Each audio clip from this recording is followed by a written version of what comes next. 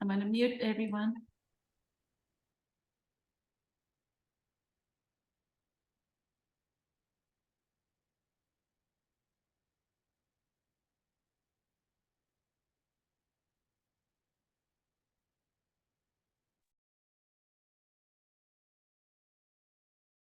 Welcome, everyone. Good evening, good morning, good afternoon, wherever you are. Welcome to Facebook Live. It is September. I'm going to keep looking in that corner because I'm looking at the date.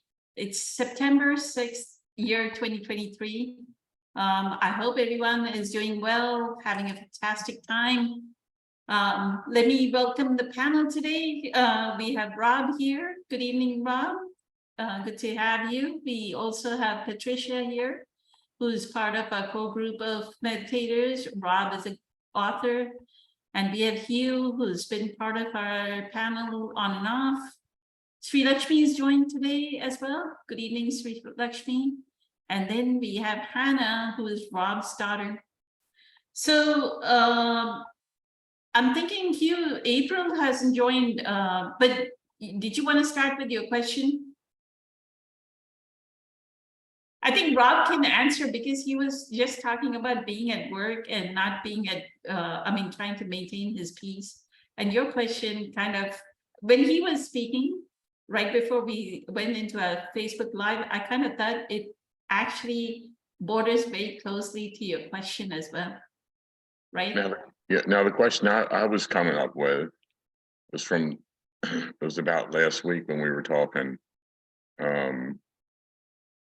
as far as like, remember I was saying that it took me like 200 tries with an unconscious person to develop that no reaction, and I got better and better and better at it, right? So I guess that's what you're referring with, Rob. And then I had said to you, well, you know something, I had to do that because that was a parent, and then so I didn't have a choice. But with a stranger, I wouldn't have gave that many tries. I would have just like, well, said, you know, this is too much work, move on. And you went, whoa, wait a minute. Oneness, that's like cutting off a piece of your body, ignoring that one person, so you're not being one. And it was a light bulb moment for me. Okay. So I'm thinking, okay, I get it, because you are love. So you can't be just hand it out to whoever. It's just you are. It's just that's the way you glow, right?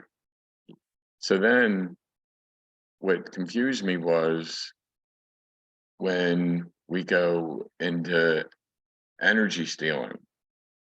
Now, this is where the conflict comes in for me.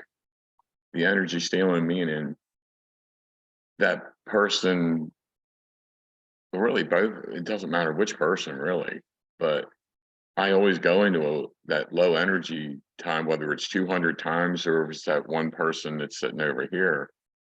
And I'm like, well, where do you draw the line? Because I mean, like Edgar says, remove yourself from the situation, right? Or from what I gathered, you were saying basically you want to not go to happy hours and stuff and basically remove yourself from that situation, or just get away from the energy stealers to preserve your own energy. So to me, it was sort of like there's a fine line there, you know. I think me, Rob, and Hannah were sort of brushing on that over the weekend, and I'm just curious. I mean, are we talking Joe Dispenza? Are we talking two different beliefs systems trying to merge into one here, or is that? Because I can't find anything with Eckert about the energy stealing. The energy vampires? What was that? The energy vampires? Vampire. Yeah. Okay. You want Rob to answer the question? Start off. Anybody. I can give input on that. Go ahead, Rob. Thank you. Yeah, sure.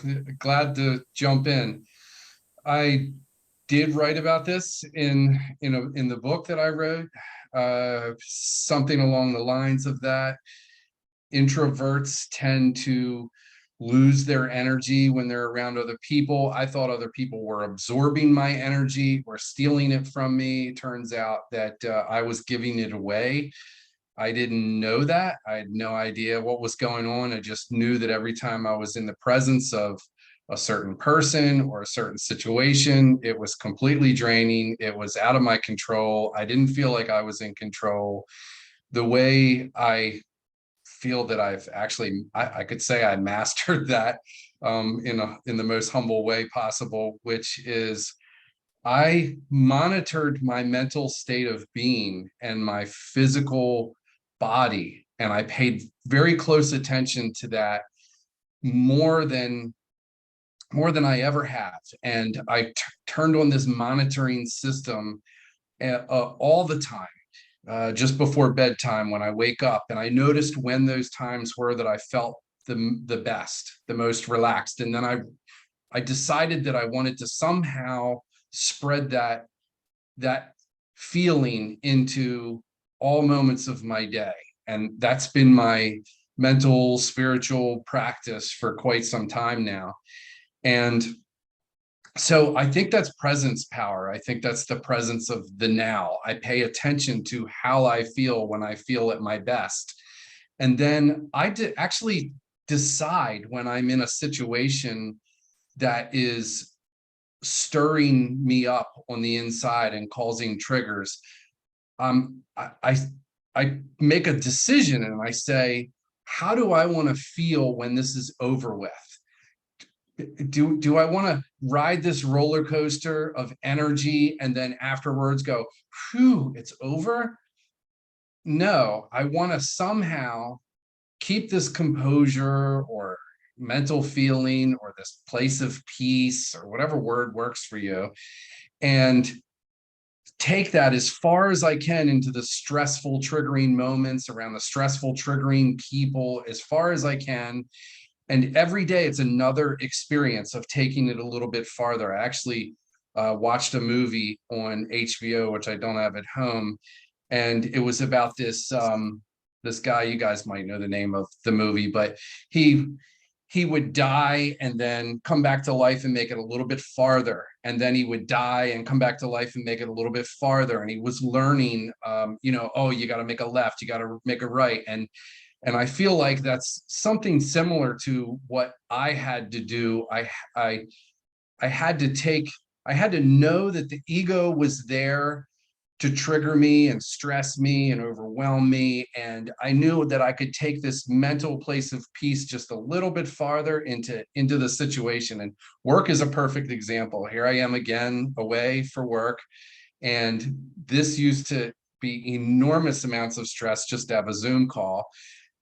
Days leading up to me leaving for work would be super stressful. And I consciously made it practice that the most important thing that I could possibly do is pay attention to my mental state of mind and my body. Is my digestive tract working? Am I kind of tensed up a little bit? Am I biting my nails? And I would pay close attention, and those were the signs that would let me know that I lost my way. And over time, eventually I was able to make it to drive all the way to what would be a stressful moment at work, face stressful people, family members. My mom and dad, I love them the best. They're awesome, but they used to trigger me. I think Hannah could probably speak to that as well. And the whole idea is to just take this presence power as far into it as you can. And it doesn't happen quick. So it's like watching the grass grow. You'll fall off the spiritual wagon, so to speak, and it won't feel like you made any progress. But now that I look back at 6 months, at a year, I can say, whoa, that was a lot of progress. And it didn't feel like much progress at all. Hey, Rob, you just described my yesterday. I swear to Christ. I mean, so I go into the oncology unit where the chemos are, the energy is so low, right? And you want to talk about someone that lost their way. I mean, I was unconscious. I was getting a new, I knew I was getting some new radiologist people. I knew they weren't gonna have it, they weren't gonna know how to bolt my face down to the board. Cause if you go down too low, this thing, it goes over you, then you're so tight you can't breathe. Anyway, I'm already forward thinking this is gonna happen. And it did. Perception is reality, but sure enough, that's what happens. I tell them, nah, nah, me, I can't breathe out, you know, so get through that. Then you go over to see the oncologist and you go over this place. And just the people, everybody who's there is just, they're not friendly. They're just, everybody's miserable. It looks like, you know, it looks like people out of a Frankenstein movie. I mean, people are really messed up, man, you know? And any little thing I was grabbing onto, I was getting so lost, right? And if I would have just had what you just said, man, just getting out of here. So that to go do my blood pressure, right? My pulse was like 142. I'm cranking. Like, I don't want to be here. Get me the hell out of here. You know what I'm saying? And it's just every little thing. I mean, I totally went from Mr. Mindful to Mr. Mental Case, you know?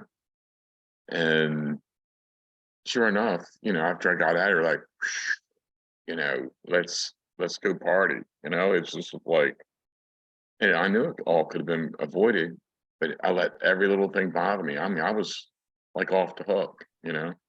So call it human, call it whatever, but I had a good record going there for a long while.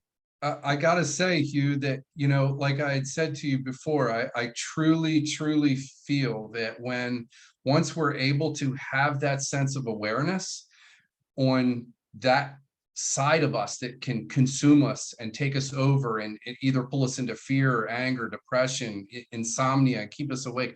Once we have that awareness, the hard work is done.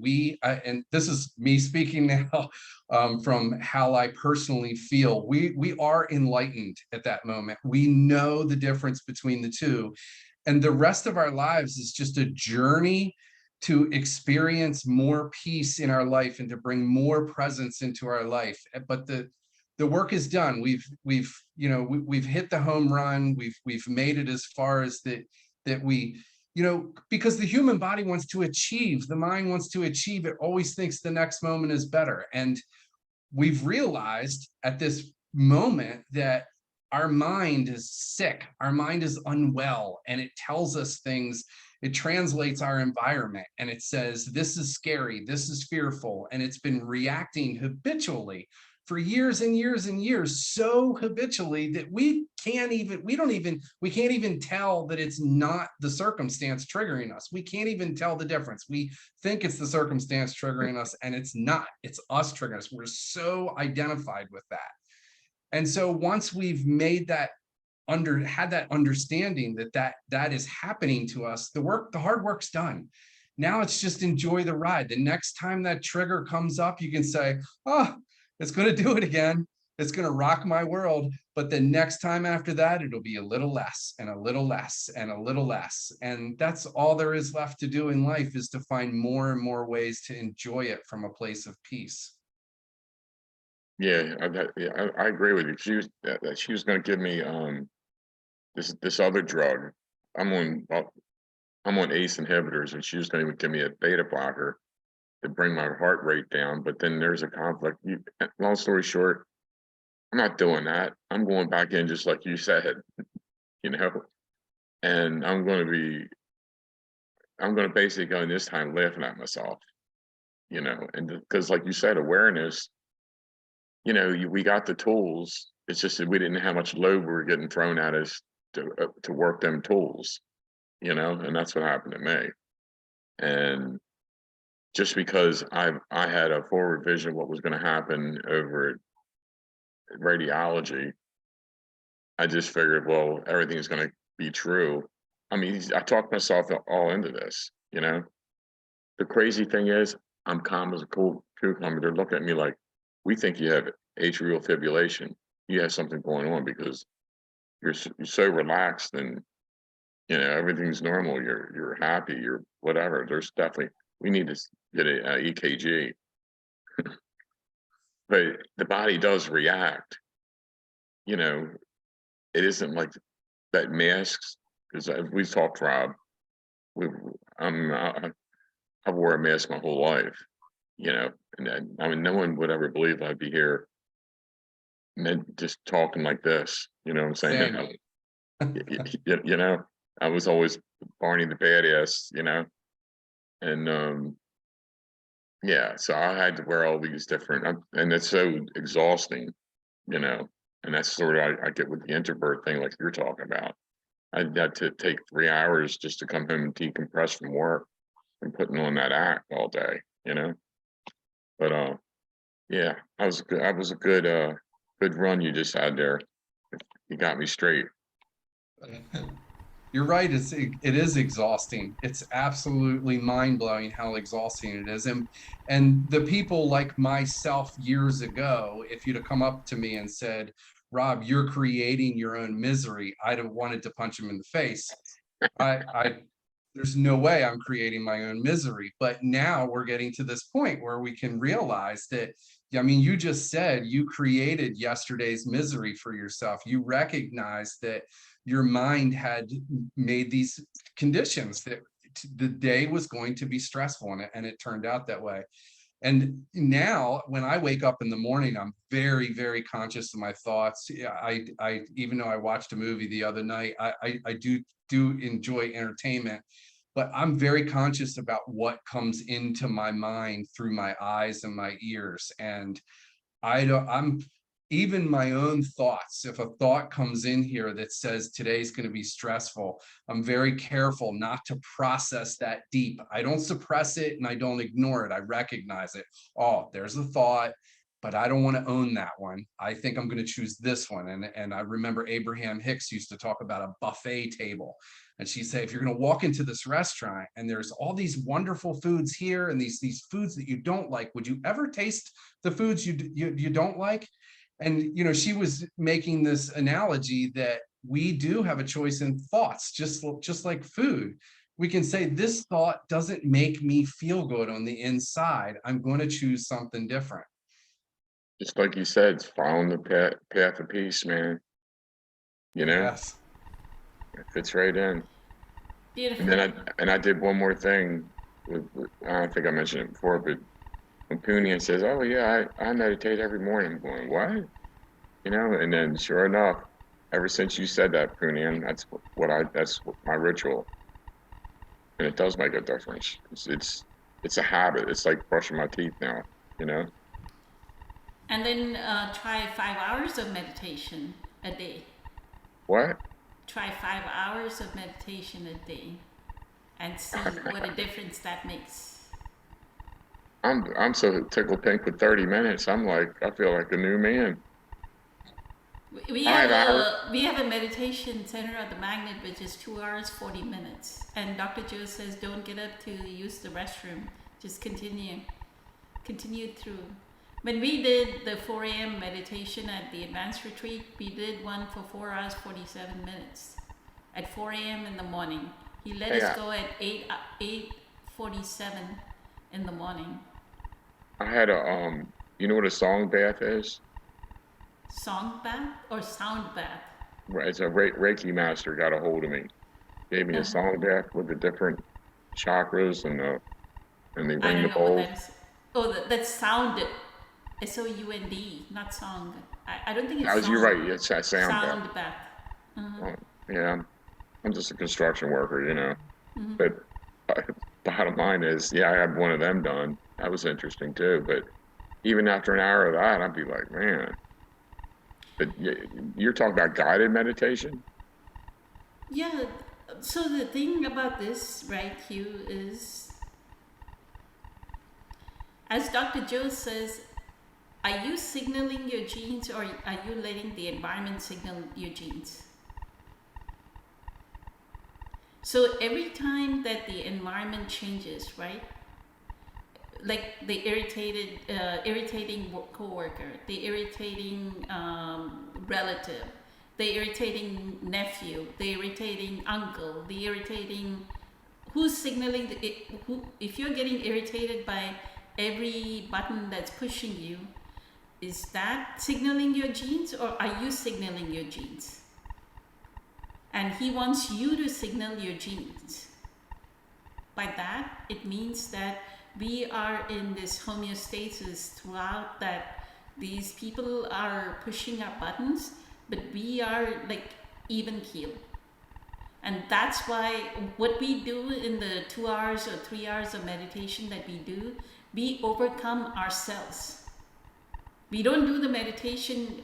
He just did a talk with Louis House, and he says, we don't do the meditation to change the world or do anything. We do the meditation to overcome ourselves, to change ourselves.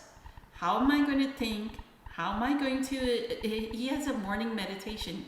Every morning you listen to it, you go, what are you going to think today? What emotions are you going to feel? What are you going to think today? What emotions are you going to feel? Already do a mental rehearsal of that. So when you are going to the oncology unit, you do a mental rehearsal. It's going to be a fantastic day. I'm going to meet the best nurses and radiologists and oncologists and everybody. I'm going to meet the best people. It may not be that you meet the best people, but I'm going to meet the best people, and all the people that are coming there for treatment, they're going to be in such a good mood. You are then, as soon as you walk in, look at how things start to shift, right? When you talk about energy vampires, that's how you shift the energy. But you have to have that 3 hour of meditation where you are in stillness, that you are in, Arja Spina says, it's like experience your sentience, which is between your, the spinal cord and behind your heart, right? That region behind your heart and in front of your spinal cord is your sentience. That's the level of life force that you're experiencing. Experience your life force. Like, I'll sit on the toilet to go to TMI. I'll be sitting on the toilet and there's so much energy flowing through me.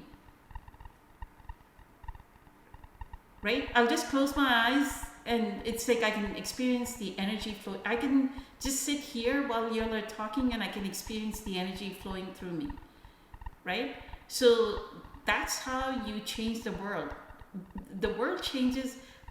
Our personality is co-creating our personal reality. So the more you think, oh, they're gonna choke me to death, they're gonna put me in that system, that's gonna happen. You already send the signal out, right? Yeah, well, I mean, I've had great experiences everywhere except for this one dark place, and that's what I got to get over. Instead of calling it the one dark place, say that is going to be the one place that I am going to change the energy by how much meditation I do. And I would love for you to start doing 2 hours, especially with the condition that you are. One, you'll bring healing into your body, right? You're already going, and I wish you would go for the healing again, the healing that you went to, because my whole reference of the oneness last week, right, is just imagine when we come for the healing, Hugh. No matter who it is, no matter what color you are, no matter what age you are, no matter what, you're a baby, you're a newborn, intubated newborn, to your 70, 80 years old, we have to generate so much love for that person. In that moment, we are pure love, right? I agree. So if we can generate, and you've experienced that pure love. So if I can do that, that means it exists for everyone. That experience is available to each and every one of you to be able to generate pure love under every condition for every person, no matter how evil they were to how good they are. Yeah, that's when I went to that healing, that's the first thing I noticed. There's so much love in the room. I mean, you can feel it. I mean, I didn't know what to expect, but I wasn't expecting that. No, I agree. So that experience, and that is just an advanced student, right? That's just an advanced student doing Dr. Joe's work.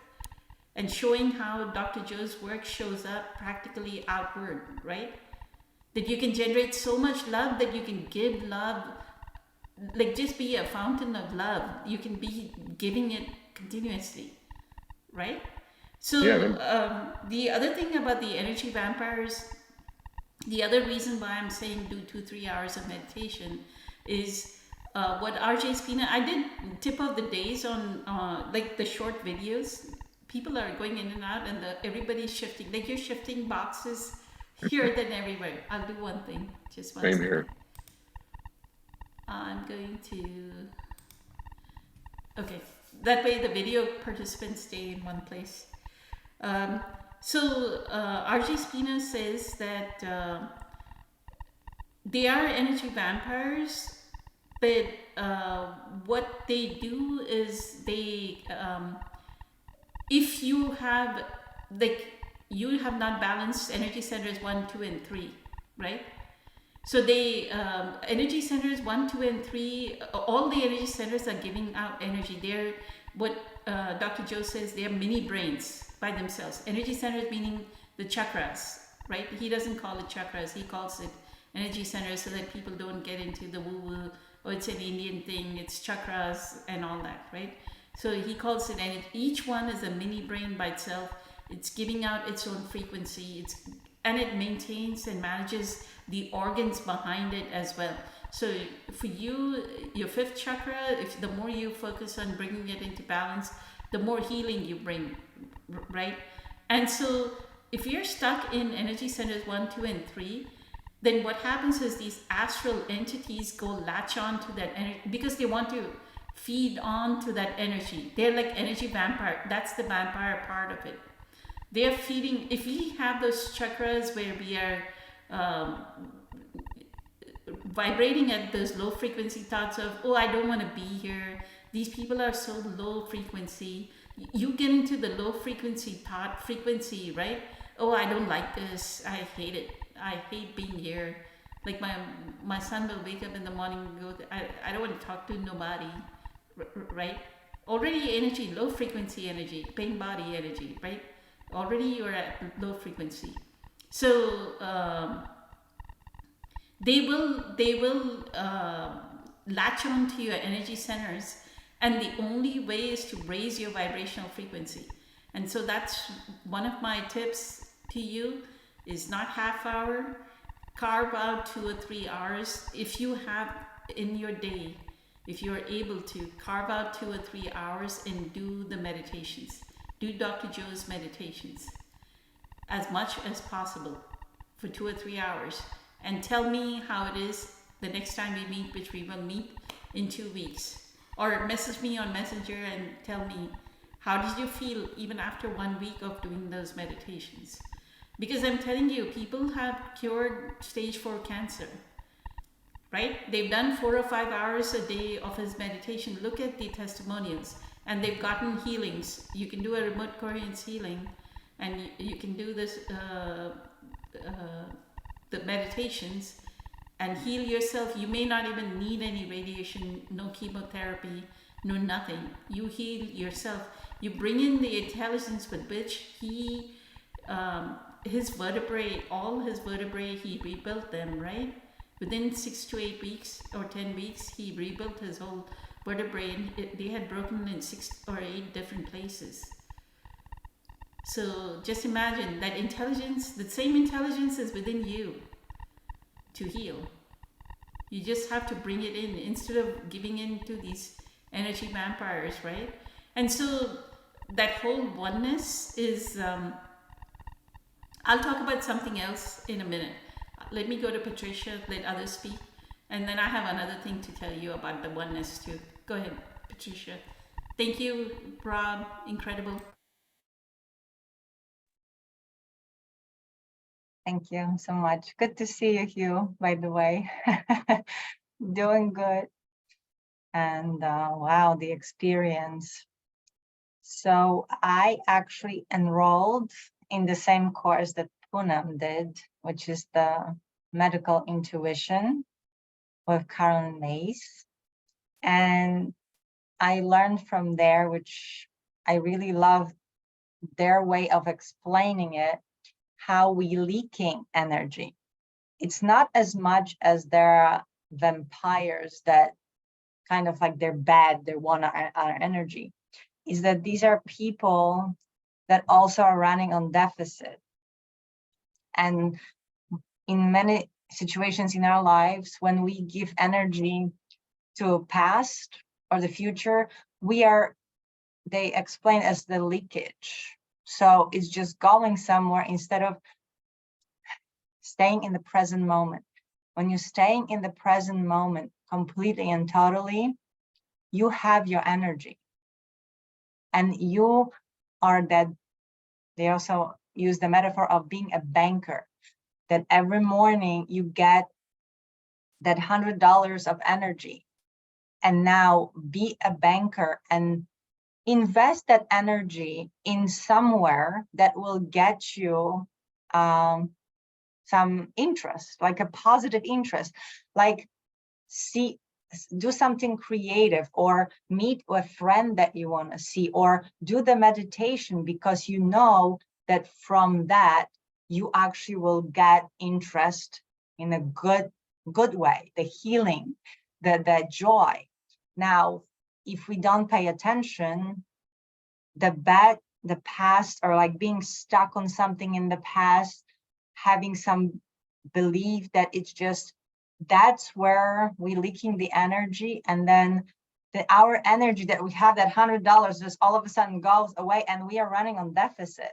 So we become vampires. We actually need other people's encouragement, other people's good energy, and we are becoming vampires because we already lacking that energy. We become tired, cranky, something is somebody else's fault.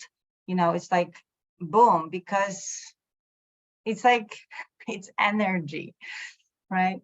So I really like that metaphor about actually staying. It's not as much as control, but kind of awareness of, okay, I have that life force, and I do get it after sleep every morning, and new life force every day, that life, you know, I'm alive. And then what happens? So yes, there are other beings in our presence that if they're running on deficit, they will want our energy, but we don't have to give it to them. We can just be in presence, like Poonam says, just offer them that presence, be aware, you know. And then I also heard something yesterday, listening to the course, about ally, that yes, every human has, you know, the ego, the karma that they work on, the lessons and everything. So we do, it's a hard work here on earth, and everybody has their journey. So respecting that, but each one of us has that core of oneness. We are all connected on that level of oneness. So the ally, I loved when she was talking about that no matter if someone is so negative and so pissed off, and you like feeling their energy almost like grabbing you and just like, I don't want to, but like if you look through it in a sense, like, you know, it's like in the core of that person, there is that your ally to you, because there is that oneness, that goodness, that love that everybody has and is capable of. So we're kind of like, you connecting on that level to that, and all of a sudden this person like changes completely. I don't know, it's like magic, because you're not paying attention to their being bad, they're trying to steal your energy, like not becoming a war or resistance, but just connecting on that level of love. It's like, it's incredible when you start thinking about that way. So I like that you had that experience, because now you can have fun with it next time. It's like how, you know, you connect, because again, if we label these people, oh, you know, they're pathetic, I need to avoid them, they're energy vampires, then you immediately, just by doing that, leaking the energy. When I was at work, I'd see this one guy coming and I'd do everything but dive behind a dumpster to avoid him. Right now, this is before mindfulness. And now thinking back as you're talking, and then eventually he'd come walking in my office and it'd be like, oh my God, here we go. Right. And then I would get past it. And then sometimes the conversations were hilarious. You know, it's this, it really is, it's your frame of mind setting yourself up, you know? Yeah, the judgments, we right away, it's almost, if you don't notice, or sometimes even if you notice, you can't help it. The judgment already happened, but now do I have to give it any more energy? It's like, oh, okay, that's my old self judgment came out, but moving on. But when you said you can look right and you see the good part, that they're really like looking up to you, sort of like, they're like looking, they're appreciating you so much. And it's I guess it could be flattery, it could be that's what brings you back into like, you know, this guy ain't that bad. I mean, come on, you know, we all have, you know, I'm nice to everybody, so why can't I be nice to this guy? You know what I mean? So I But get what it's you're saying. coming from you, exactly. You not only like, okay, it's easy to be nice to someone that's nice to you, right? But then how do you respond to someone that's not so nice? But then that environment doesn't have to tell you how you're gonna behave. It's like you're noticing this, but no judgment. This is the reality. And then what do I feel in me? You know, what do I broadcast outside? Because then there is no as much need to put any barriers. And I know that if Kelly was here, it would be talking about that there are beings around us that are just like bad energies and stuff, and we need Archangel Michael to help us clean. And that's another dimension of it. But as far as our life force, what we can do, yeah, I think that we can do a better job by managing and staying in the present moment. What Eckhart says, different words, but he's basically saying just don't let the stories get the best of you. You know, like you had already a story scenario going on in your head in that unit that, oh my God, I'm gonna, so it's already, it was existing. So you kind of like step into that reality instead of like, okay, that's normally what I would do. And I'm very aware of that, but can we try change? Like what Dr. Joe said, like, okay, change. How about, what if everything goes awesome? Why not? I love that in one of the movies, like when Rob was talking about movies, yes, sometimes movies out of the blue give you such a deep spiritual lesson in a smallest sentence that probably didn't even meant to do this, but you watching that, you are in the state of mind.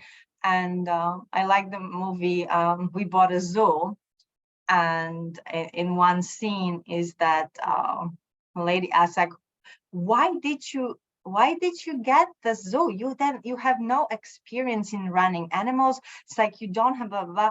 And the guy just turns like, why not? I mean, it was like, why not?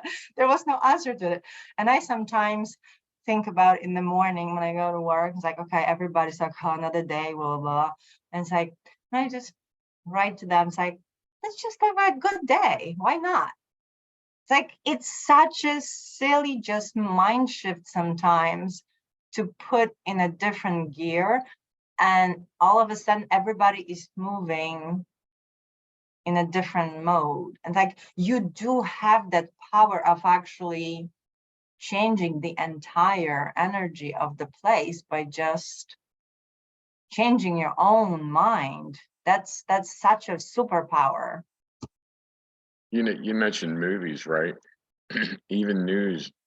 It's really, I don't know if this happens to anybody else here, but all of a sudden someone will start talking and I'll hear ego, then I'll hear present, then I'll hear being, and I'm hearing them, they automatically, boom, they catch my attention. You know, usually it's like background noise if the news is on or whatever, but when I start hearing pieces and bits of what we talk about, boom, it's Starting just to like, have like antenna right now because you're developing that awareness and your antenna is like, oh, wow. So it's not just me, there's other beings. And the more you start, noticing it, that's amazing. You're starting to vibrate on that different frequency versus before, I had one of the guys that used to work for us in a different company. Everything was happening to him. The worst thing, the tires, the being tired, the traffic, the accident, is like ending up in the ditch. I mean, he was like a cloud of darkness. I was like every that can possibly, the worst thing that can happen was happening to this guy every day. Like, that's not possible. He was like, he was a good being, but just like everything, like, wow. So yes, but once you decide to move, and we need help from others. Like, I know that Poonam helps me so much every step of the way, because you do like 3 steps forward and all of a sudden you just like 2 steps back because something happens, and then it's almost sometimes lazy, or it's the habit of just the old thing takes over because the energy, because I didn't realize that I was leaking every day so much energy, but pouring it to the old wounds. Like, I had to do a lot of forgiveness. And it wasn't just mental forgiveness, because I did a lot of mental forgiveness. And I thought, especially my father, that I forgave him already. And then new things were happening. And again, the situation, like, you didn't forgive him. So what helped me tremendously, Dr. Joe, the center of the magnet, when he really works on opening that center so much and feeding energy from the cosmos and from the earth to the heart, and all of a sudden the heart feeds, because like with your here, the center with the throat, right? You need to go through the centers, the first 3 centers from the bottom, but you have to get through the heart in order to heal and open up your 5th center. You have to go through the heart first. So opening the heart is really the key, because it's like in a center between the bottom 3 centers and the top ones. So in order to get to higher frequencies of our energies, we need to go through the heart. And many times we hold on so much to hurt in the heart. So even physically, sometimes heart changes. I actually saw pictures of hearts of people that were so, stubborn and so holding grudges and really like, and their hearts were like really shrunken and like ugly. They were so, with this pull muscle was just really like physically changed so much because of that. So through that meditation, Hugh, it's gonna change your life, because then the forgiveness to everyone, to all these people in the unit or your parents, anything, you will just see their faces in front of you, and all you feel towards them is love. It's like, it's such an incredible experience. And that's what the 2.5 hours, 2 hours and 40 minutes meditation does. There's nothing to compare. I'm sure Poonam, after being on the advanced retreat and doing meditation for 4 hours, probably had even more incredible experiences, but that's what's required. Not the mental forgiveness, like not the word forgiveness, but actually experiencing with your entire energy. And I do believe that what Dr. Joe does with the healing, it is like miracles, because it's the energy healing, something that on the the Newtonian laws, on the physical, it would not be possible, but it actually is happening. So it's like magic. So try it. Why not? Right? Why not? Why not? And then guess what? Next time when you go to that unit and everybody will be sitting, it's like, they will all of a sudden start to light up because you will bring that energy. You'll help everybody by helping yourself. Beautiful. Yeah, thank you. Incredibly amazing, Patricia. Thank you. Thank you for all the guidance that you provided. So You're grateful. welcome. I don't know where it came from. Just like you inspired me. Sound like a prayer to me.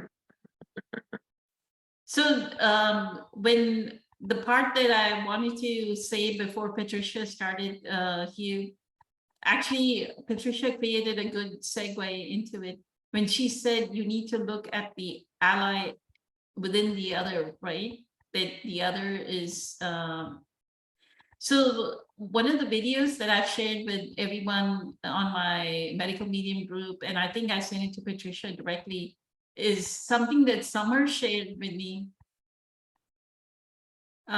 It's Charles Eisenstein talking about oneness, right?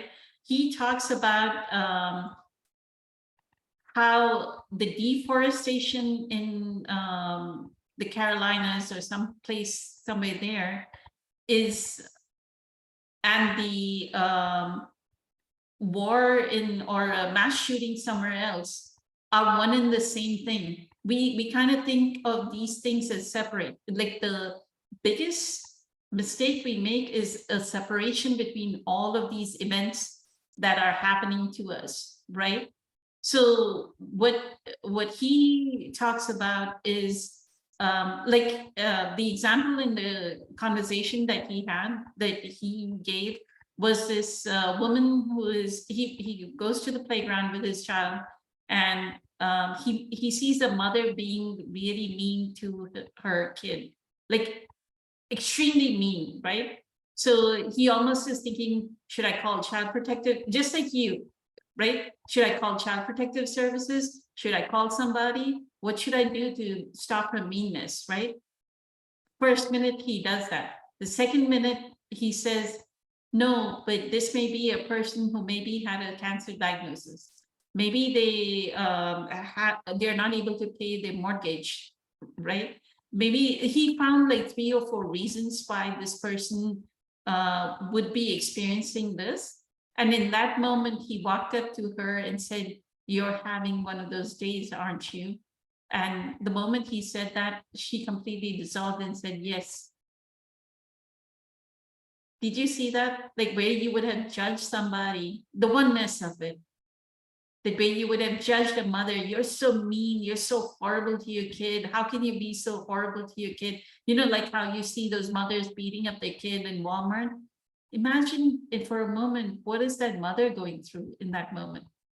Yeah, he connected to her, and then in that moment she was able to say something to him, and the kid just was free and started playing, and this whole situation dissolved just by connecting to that oneness. Yeah, that's incredible talk. So I do recommend all of you watch it, because the separateness, right? So instead of concentrating on oneness, he said we need to walk away from that illusion of separateness, that we are all separate. I mean, on physical level, yes, my body is separate from yours, but energetically, this is all one big soup. So my energy, there's no actual border between your energy and mine. It's just one energy, right? So think of it that way as well. Let me go to Hannah since it's getting late. Go ahead, Hannah. Thank you. Thank you, Patricia, for that input. Well, I wanted to talk about language a bit. On the podcast with me and Dad, we talk about language a lot, and I'm noticing that we're saying vampire, and in the physical world, that has a negative connotation to it. And I feel like, at least personally, we're putting negative energy towards the word vampire when we speak about it. And I think when we are when the ego is taken over and we are unconscious, we are very harsh to judge. And we forget that even if somebody is a vampire, they're still human, they're still connected to all of us, they're connected to the universe or God, whatever name you want to call it. And I think it's super hard for us to see that when we're so unconscious. And I've recently come with a term that I relate with really well, vibrational foundation. And I like how Patricia talked about energetic soup, because I like that a lot, because I was in that soup for so long, but as I grew a foundation, I learned how to have a foundation and kind of like block out that negative part in the soup. I'm still connected, but I'm not getting hit with that negative energy anymore. And Hugh, I would do the same thing. I would, I think we all would when we go into a situation and hate going into, in your case, Hugh, into a unit, and you're already telling yourself that you hate it. So you're already going in with it and making it have a negative effect on you because you believe that it's going to be bad when you walk in. So for me, I think language, learning that thoughts equal destiny, watching my thoughts have, helped me. And I think having a vibrational foundation keeps us from not getting entangled in that unconscious state, because it is a bad place to be in. And I think when we come out of that, it's so much easier to see that, like awareness, obviously, becoming aware of it, one step closer, like Dad said, or Rob in this case, but getting one step further out of that unconsciousness, it just takes awareness. Well, it's funny you say what Dad said. When I was checking out of that place, and Rob said earlier what Dad said, Yeah. Man, it's all over with. Now Yeah. as we're talking here, I was looking at that poor beat up guy, and he looked over at me. He said, "I'm so sorry for him taking so long," but he was so grateful and apologetic. And I'm like, "Hey, I don't care. I got all day." And then I was looking at another guy checking out, the other guy that dragged himself over to the counter. "Thank you. Have a blessed day." See, I started seeing positives when it was over. You understand? Because you were walking back out of it. You knew it was over. Yeah, right. And then all of a sudden, of course, I wasn't like Patricia, like the sun going in glowing with that energy in the soup. I had the sunglasses on. She was too bright for me. Yeah. But no, that's what's really happening here. Was I'm listening to this and I'm reviewing it, thinking I'm getting it. So every word you guys are saying is really, really helping me. Oh, good. I like how you said you had sunglasses on, because when we're unconscious, we're super blinded by those with high vibration. And sometimes it does scare the ego, and you're not sure where you want to go. And I think once you become aware, you don't need the sunglasses anymore. I like that. It just clicked with me. But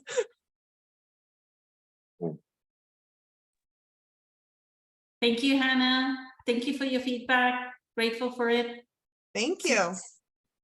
Since we are almost at the top of the hour, Gina asks, "I had the worst fear of death. Can you help?" So Francesca, if you want to add, if you understood the question, you will ask the question about, we were talking about oneness last week. and you asked that, what did you say, you, that, how can I feel oneness for somebody? I can feel oneness for somebody that's a close family member and kind of like work through my issues with them, but not for a stranger, right? Right, and I also where I went with that was, so you got to pay it just cutting yourself off with that person you only spend a couple times with, is you're cutting a piece of yourself off, and then it got twisted up to where it also, I looked at them like an energy stealer, so it was like a conflict for me. You follow me? But like with the unconscious parent, you have to deal with it 200 times and master it. Versus a guy at work, you don't care, you can just write him off. And that's where I was cutting myself off. But the energy stealer, which he is, and my parent is as well, it's like a conflict. It was a conflict for me. So And it's Francesca. almost feel that it's not even they're stealing it, you're giving it away. You're leaking it because they actually are serving as a teacher. There's something from your past that they're, they're relieving the lesson for you. So there is something for you to look at. And I think that's very valuable. So you stop leaking that, because if if you don't heal it and you don't understand it, right? You will start with another person. It's not going to be just the person per se, but maybe that family member that it's actually connected to you, and you reliving this lesson every day. It's the biggest teacher, because you can't just walk away, right? So that's your soul's contract, like what April would say. They're right in your face and they're connected to you, so you can't just ignore it. This is their biggest gift for you. Hi. Interesting. Thank you, Patricia. Go ahead, Francesca. So it sounds, from what I'm hearing, because I kind of joined late, Patricia covered quite a bit of that information beautifully, and same as Hannah as well. And when it comes to entities, or what I call pain body entities or energy vampire, I guess it doesn't matter what you label them, because that's all it is. It's a label, and that label is arising through judgment, of course, and because of our, dualistic mind. That's who they are, basically. Those situations present themselves to us because we are actually carrying that underlying pain body energy that attracted it in the first place. And this can be hard to, and very humbling to be like, oh my God, it's not that person, it's me, right? But if you, rather than judge yourself or judge the other person, you look at another way to look at it, which is what the ego mind won't tell us. We actually have to train the mind. In Buddhism, it's developing a right mind. We look at it, a different way, and meditation increases our vibration to such a level that we're able to see through different set of eyes, or see another higher perspective. Is, oh my goodness, this person is showing up this way because it's here to teach me something about myself. And like Patricia said, you examine it. This is an opportunity to examine, why am I feeling this way? Why are these thoughts arising? What about this situation is triggering me to respond or show up in such a way, with these thoughts that I'm having, whether the thoughts are judgmental, often they're judgmental, right? Or pointing a finger at, it's looking at that person externally as a different person than you are. But the truth is, we know that the pain body, when it wants to feed, unconsciously, your pain body, without you, if you're not in a state of pure awareness, you won't recognize when your own pain body is seeking to feed. And so because we're magnetic energy, what it's doing, it's attracting to itself like energy that it wants to feed on. So a situation will happen in front of you because, you know, your pain body wants to feed on that negative energy. It wants to experience that arousal and satisfaction that it feels when it's judging that person. And this is how it keeps you stuck in your cycle of suffering. And it's a reason why I share, or I tell people that, you know, we suffer the wrong way.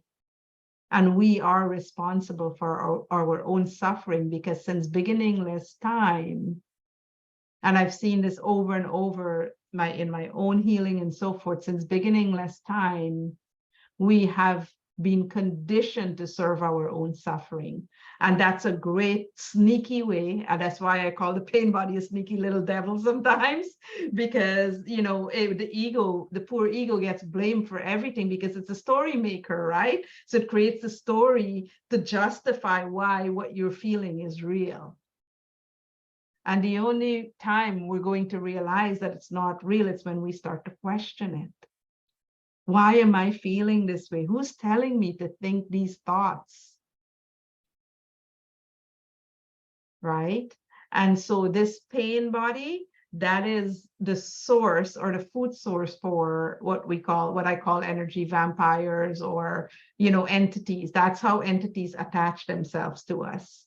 And I think it was Patricia and Botana mentioned, and I think Poonam did too, because you're going in with this, you know, preconceived notion that, you know, this person is going to, you know, do this, you know, you're already judging them before you even enter that room, right? And here is the thing, even if somebody is completely asleep, we all, no matter what, have this beautiful thing called intuition. And even though you're not aware energetically at some level, that person is aware of how you're feeling. They might not be aware that they're aware of how you're thinking and feeling, but energetically, their energy can sense that. And so right away, they automatically start to, you know, show up that way, because of course their pain body also wants to feed, right? It's like a pain body soup in a way, right? So, you know, with meditation over time, we become mindful, right? And that's why in Buddhism, they say, you know, developing the right mind. We learn, you know, about the right mindfulness, right? And that, you know, starts to emanate as the more aware we become, the more mindful we become, right? We become mindful and we're aware of our thoughts, of our feelings, right? And we start to monitor them, right? And you start, so for myself, like, you know, I have family members that, you know, I become triggered easily by, you know, not easily anymore, but in the past it used to be very easily, right? But I was also carrying those pain bodies, and you know, over time, family members learn how to poke at them, right? But when you dissolve those pain bodies, you know, all of a sudden there's nothing there to trigger. So you become free, you know, of that pain body trigger. You become free of that, free from that suffering. So it's why I'm obsessed with dissolving pain body conditioning, right? Pain body programs. It's because the more you dissolve, the more powerful you become. Because suddenly, instead of penetrating your consciousness, things start to bounce right back. It doesn't go anywhere because there's nothing for it to stick to, this beautiful magnetic energy that we are.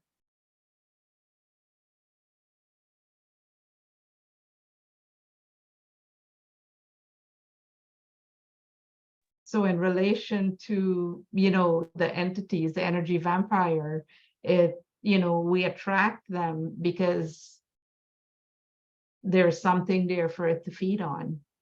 When there's no food source, when we starve those entities out within ourselves, you know, our own egoic state of mind has programmed us to serve our own suffering since beginningless time, unfortunately, right? Because nobody told us, I know nobody told me, and a lot of people the same, nobody told us, when we were developing our mind, when we were thinking that, oh my goodness, what you're thinking is not real. That's an illusion. What you're thinking, you should probably examine that. It's a story that the egoic state of mind is creating because it's afraid and it's trying to do what, we trained it to do and what it was designed to do, which is protect itself. It wants to feel comfortable. It wants to stay in that comfort. Nobody told us, to examine those thoughts or those feelings, question them. It's why the Buddha said to question everything. And going the opposite way, I took, take care of my mother, as far as her doctor appointments and all. We're in this waiting room, like 30 people, and this woman walks in and said, "Hello, everybody. I hope you're having a great day. God bless you." And I'm like, who does that? You know what I mean? It's like Patricia glowing, right? In the pain body meat suit, right? And it actually put, hey, well, how you doing? And then half the people that had sunglasses on, we'll say, didn't even acknowledge her. And a few people lit up, but it was just, maybe that's what I'll do. I'll go in there. I'll pull up Patricia, go in there like a fireball. Hope everyone is doing fantastic. Many blessings. It's like what we do in traffic, right? Patricia, Lakshmi gave Patricia that tip, but I used to do it as well. That you drive in the traffic, but it's like congested traffic, right? You just say many blessings, many blessings, many blessings, and you realize that the traffic just opens up as you go. Many blessings, many blessings, many blessings. Absolutely. When it comes to family members, today, actually, I was talking about my sister because somebody was sharing and they were asking some very big questions. And I said, the truth is, what is there to judge? When I see her, she, and certain patterns, certain imprints, I recognize them because those were old versions of me. We're family. Of course, there were old versions of me. My God. I wore my ego on my sleeve, So everything that, and the beautiful thing is, although I understand, I could help her to heal, and dissolve those patterns. I also have learned on this journey, about spiritual boundaries and recognizing that, okay, perhaps this person isn't yet ready, because they're resistant and so forth. And it's not up to me to fight with that person, to force them into healing. Instead, what I do is during our conversations, rather than engage in pain body, what I call pain body, or also I guess another word would be toxic language, right? For example, if I'm becoming triggered, I'd say something like, I think I'm going to have to go now because I'm feeling a little bit triggered and, I'm being pulled into a direction that I no longer serve. And, I politely end the conversation that way, right? And if she doesn't want to let me go, because that happens, she tries to hold on, sometimes I would have to hang up the phone. And then later on, a few hours later, I'd call and say, I'm sorry I hang up on you, but, I needed to do what I needed to do for myself because I was feeling triggered. And when I trigger, this is how my nervous system responds, and this is what happens. So she understands that, I'm not fighting with her. And I understand I understand her so deeply. I love her more than anything in the world, right? And so again, for me, when it comes to family, any form of family triggering, right away, I recognize that was also an old version of me, right? And strangers in general, that's, where they're at in their journey. How they're showing up has nothing to do with me. It's based on their experiences. It's based on how their day might be unfolding, Who knows what's happening to that person, that day. They might be having a horrific day. I think Poonam was mentioning that, right? Something, could have happened, and they're just not, again, didn't learn the tools in relation to how to self-regulate, what they need to do in order to help themselves. And so they project it to the next person in line or whoever it is that, whether they're driving or whatever the case may be, right? It's just a projection of where they're at in their own journeys. It's a projection of their states of consciousness and has nothing to do with you. They were already wound up, right? They were already feeling and carrying that anger. Beautiful. Let's end it at that, since we are 11 minutes past the hour, and I think it's getting late for Patricia. It's getting late for me as well. So since I have to wake up at 3:30 in the morning to leave for work at 6 a.m. in the morning. So this was incredibly amazing. I am so, so grateful. So, so grateful, eternally grateful to all of you. And I know Rob is on the road traveling for work, and he made it. And I'm like so, so grateful. Like, thank you for choosing your divinity over your humanity. We will meet in 2 weeks. Many blessings, much love. I know Lakshmi and Leah and people are online as well, so they've helped us continue the conversation. Thank you, Dave. Thank you, Sri Lakshmi. Thank you, Sherry, for joining. Thank you, Christina. So grateful. Go shine, Bye. shine on, Hugh, shine. Shine here. Bye. Namaste.